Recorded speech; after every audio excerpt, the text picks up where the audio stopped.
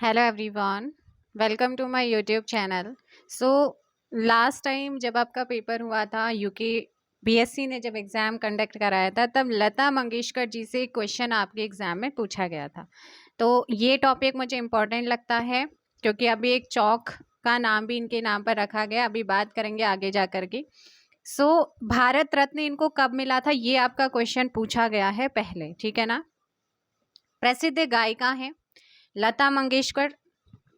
इनका जन्म इनकी अगर बात करें, जन्म की बात करें तो 28 सितंबर 1929 को इनका जन्म मध्य प्रदेश में होता है। और मध्य प्रदेश में भी कहाँ, इंदौर में इनका जन्म हुआ था 28 सितंबर 1929 को।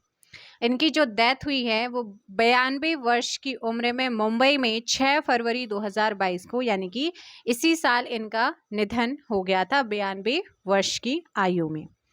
लता मंगेशकर ने अपने जो करियर की शुरुआत करी थी, मात्र 13 साल की उम्र में इन्होंने अपने करियर की शुरुआत 1942 में की थी।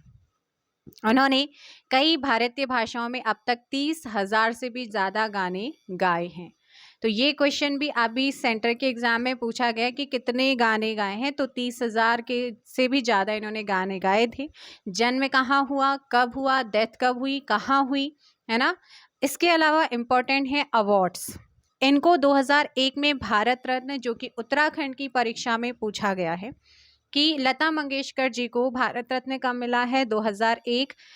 पूछ सकता है इन्हें पद्म भूषण कब मिला है, 1969 में इन्हें पद्म भूषण दिया गया। तीसरा, इनको दादा साहब फाल्के पुरस्कार भी मिला है और दादा साहब फाल्के पुरस्कार 1989 में मिला है।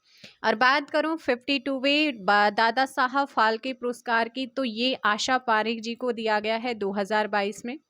1999 में इन्हें पद्म विभूषण भी मिला है और 2001 में इन्हें महाराष्ट्र भूषण भी दिया गया और 2001 में ही इन्हें भारत रत्न, जो कि हमारे भारत का सर्वोच्च नागरिक सम्मान भारत रत्न, उसके बाद पद्म भूषण विभूषण आता है, फिर पद्म भूषण, फिर पद्मश्री।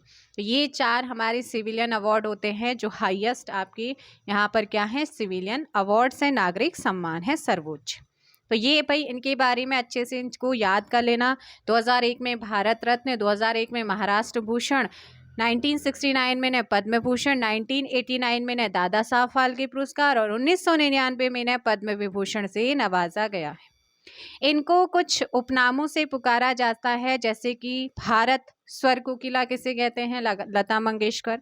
राष्ट्र की आवाज के नाम से किसे जाना जाता है, लता मंगेशकर। इस टाइप से आपसे क्वेश्चन पूछ सकता है।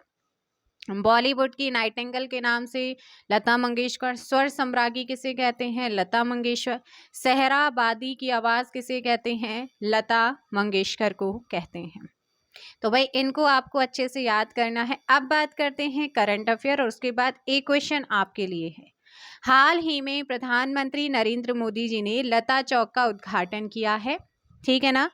और लता चौक का उद्घाटन कहाँ, उत्तर प्रदेश में अयोध्या में राम नगरी के नया घाट बंधा चौराहे को, जो पहले नया घाट बंधा चौराहे था ना, बंधा चौराहा, इसी को लता मंगेशकर चौक में बदल कर मुख्यमंत्री सीएम योगी ने भारत रत्न लता मंगेशकर को याद करने के लिए एक नया कदम उठाया है।